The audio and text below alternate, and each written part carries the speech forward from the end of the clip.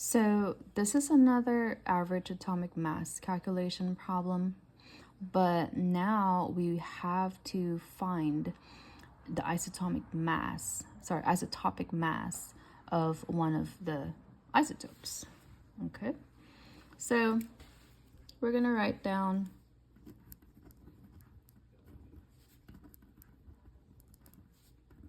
our equation again, average atomic mass, right? Which is, we only have two isotopes here. Okay, so we can just write down isotope 1 times the percentage, okay, and then plus isotope 2 times its percentage or relative abundance, okay. To make things easier, I think I want to write down all the numbers that I know in my calculation, so then I can figure out which variable I would have to find, right? We are given the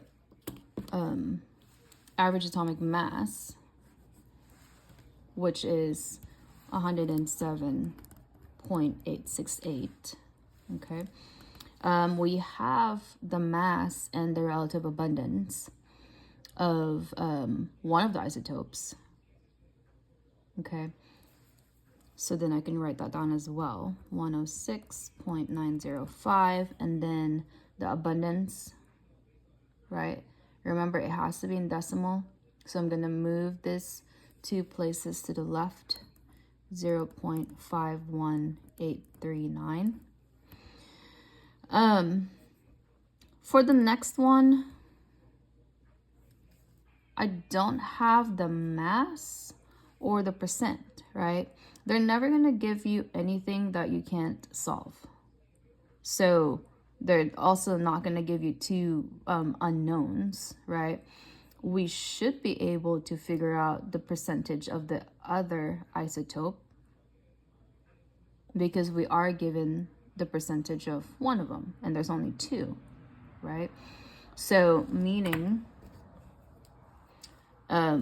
we have 100% of something, and then if one of them is 51.839, the other one should be 100% minus that 51.839.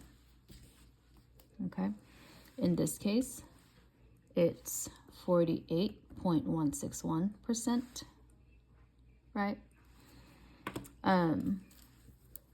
So in this case, we are actually looking for the mass of the isotope of the other one, right?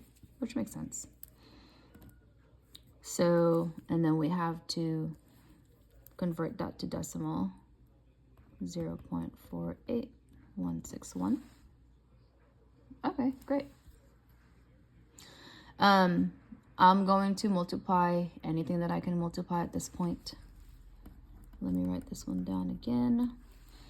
106.905 times 0.51839 is 55.4185. Okay, and then plus, I can just write this down as a variable x, right? Or I can just write that down the same way, 0.48161. Okay. I want to isolate my number with the variable, so I probably should subtract 55.4185 from both sides. This is an algebra calculation now. Okay, so 107.868 minus 55.4185 is 52.4495, and then equals x2 times 0.48161. If I want to solve for x2, I would divide both sides by 0.48161, right?